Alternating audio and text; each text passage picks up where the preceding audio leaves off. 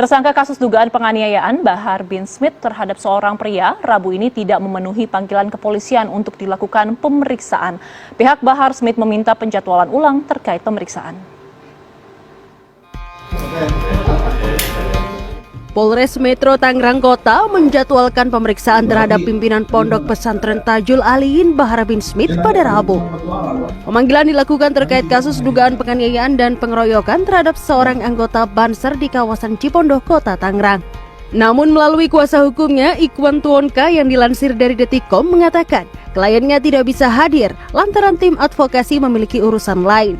Tim akan mengatur ulang tanggal pemeriksaan Bahar bin Smith bersama penyidik.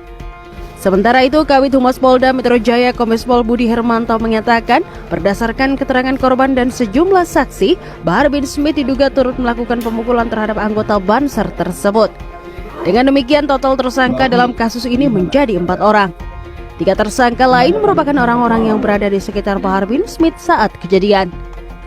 Lalu dari 3 tersangka itu menjelaskan bahwa yang bersangkutan juga melakukan pemukulan, sehingga penyidik juga melakukan pemanggilan terhadap saudara Bahar Smith. Ketua Pimpinan Cabang GP Ansor Kota Tangerang Midiani menuntut Polres Metro Tangerang Kota menindak tegas seluruh pelaku kekerasan. Menurutnya kasus ini telah berlarut-larut, yakni selama 5 bulan mengendap, sehingga perlu dilakukan pengawalan kasus hingga tuntas. Informasi yang langsung saya terima dari korban sahabat Rida, pemukulan ini lebih dari 10 orang. Dan pelaku atau oknum utamanya adalah BS ya. Keterangan yang saya terima dari sahabat Rida atau korban, pelaku utamanya adalah Bahar bin Smith.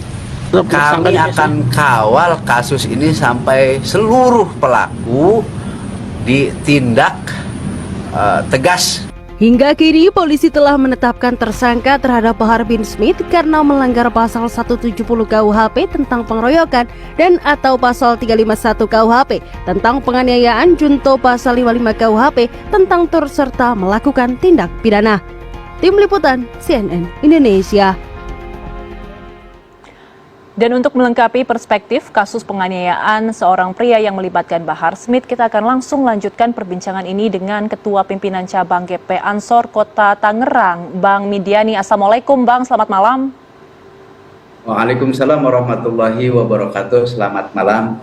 Oke, Bang, saya langsung saja karena sebelumnya tadi kita telah berbincang dengan kuasa hukum dari Bahar Smith, begitu ia mengatakan bahwa korban ini bukan anggota Banser, tapi melainkan ia adalah anggota dari PWILS. Betulkah korban merupakan Banser, anggota Banser atau bukan, Bang? Terima kasih. Baik. Akan saya jelaskan.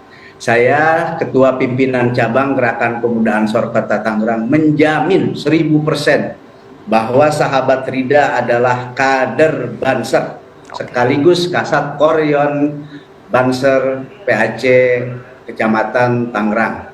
Jadi begini, seseorang itu dikatakan kader Banser adalah setelah melakukan pendidikan namanya Diklatsar, dan sahabat Rida atau dalam hal ini korban Rida sudah menyelesaikan pendidikan dasar sebagai kader Banser, seperti itu. Jadi tidak mudah menjadi kader Banser. Oke. Kalau belum melakukan pendidikan. Baik, Bang Midiani, saya ingin meluruskan lagi kalau tadi versi dari kuasa hukum Bahar Smith mengatakan ketika dicek handphone dari korban ini, ia menemukan sebuah grup yang isinya adalah persatuan PWILS begitu. Jadi dianggap bahwa korban ini bukan bagian atau anggota dari Banser. Bagaimana tanggapan Anda? Logikanya sederhana, Ibu. Misal kita punya handphone, kita dimasukkan ke dalam grup, salah satu grup apapun itu ya organisasinya, kan belum tentu juga kita bagian dari pada organisasi itu. Logikanya sederhana. Jadi kalau misalkan tadi dari penasihat hukum Bahar bin Smith mengatakan bahwa sahabat Rida adalah kader PWILS karena telah ditemukan grup PWI di handphonenya, itu kan belum tentu juga sahabat Rida ini adalah bagian atau anggota dari PWILS tersebut. Oke. Baik, Bang, tadi kita telah bersama-sama mendengarkan versi kronologi dari kuasa hukum Bahar Smith, begitu ya. Saya sekarang ingin mendengar dari versi Abang nih. Dari versi GP Ansor, sebenarnya kronologi kejadian yang melibatkan Bahar Smith ini seperti apa? Karena tadi pengacara mengatakan bahwa sebenarnya sempat ada provokasi bahwa korban ini sempat bertindak cukup anarkis dan ingin mencolok atau ingin menyerang Bahar Smith, begitu. Kalau dari Anda kronologinya bagaimana? Jadi baik, terima kasih. Kronologinya saya dapatkan langsung ya dari korban Rida atau sahabat Rida. Pada pukul 10 malam, sahabat Rida itu berangkat dari rumah menuju tempat maulid yang memang nggak jauh antara kecamatan Cipondoh dengan kecamatan Tangerang, cukup 10-15 menit kita bisa tempuh. Dan memang itu sudah di mana-mana bahwa maulid tersebut salah satu penceramahnya adalah Bahar bin Smith. Nah, sahabat Rida ini atau Banser Rida ini memang beliau itu suka atau senang menghadiri maulid Nabi, itu tidak terkecuali atau tidak ada pengecualian, mau Habib yang pengisi penceramahnya atau kiai atau ustadz. Yang pertama itu, yang berikutnya adalah itu sangat keliru ya bahwa sahabat Rida itu melakukan kerusuhan atau provokasi atau bahkan mau tadi bahasa Ibu tuh mencolok mata Bahar bin Smith ya. Bahar bin Smith itu Ibu bisa saksikan ketika ceramah itu pengawalnya itu banyak sekali. Jadi jarak 2 meter bagaimana orang mau nyolok, udah dipiting Bu.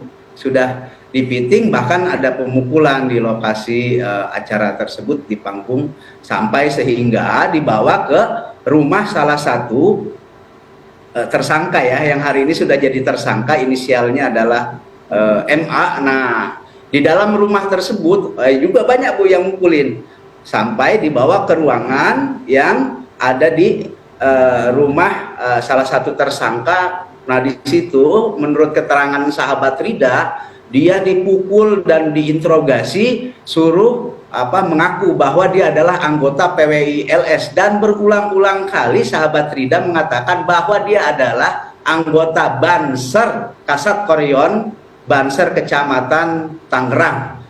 Dan menurut keterangan Rida juga Bu, selain pemukulan terjadi ada handuk dikasih air, dibekap Ibu pakai handuk basah, suruh mengaku juga sampai 2 kali.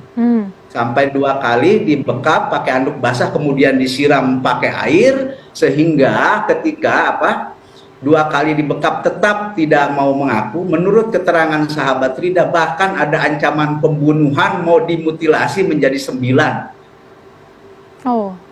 Oke. Ini Bang, saya ingin merunutkan kembali ya. Jadi kalau misalkan dari cerita Abang ini, apakah Bahar Smith melakukan penganiayaan secara langsung terhadap korban? Langsung. Itu tadi yang memukul itu, Bahar itu menyaksikan dan memukul langsung. Menurut keterangan sahabat Rida termasuk ancaman tadi itu, mau memutilasi sahabat Rida menjadi 9 itu pakai sajam Ibu, pakai golok. Yang mengatakan itu adalah? Keterangan Rida itu menurut keterangan Rida yang mengatakan mau memutilasi sahabat Rida menjadi 9, itu itu Bahar bin Smith.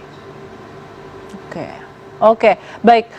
Bang, tapi ketika korban ini datang ke maulid tersebut, sebenarnya kapasitasnya sebagai apa Bang? Apakah memang datang pribadi, organisasi, atau ada penugasan tertentu sebenarnya?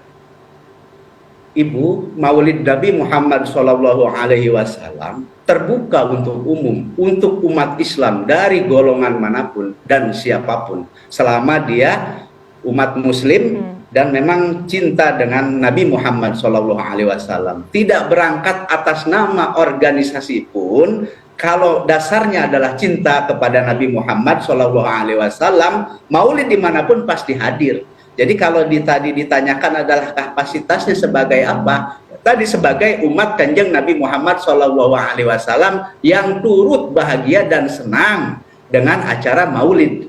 Oke, baik. Bang, kami ingin coba menarik lebih luas perspektifnya. Ini kan sebenarnya gesekannya cukup keras begitu ya, sampai ada penganiayaan hingga korban ini lukanya parah begitu. Sebenarnya selama ini bagaimana relasi antara GP Ansor, Banser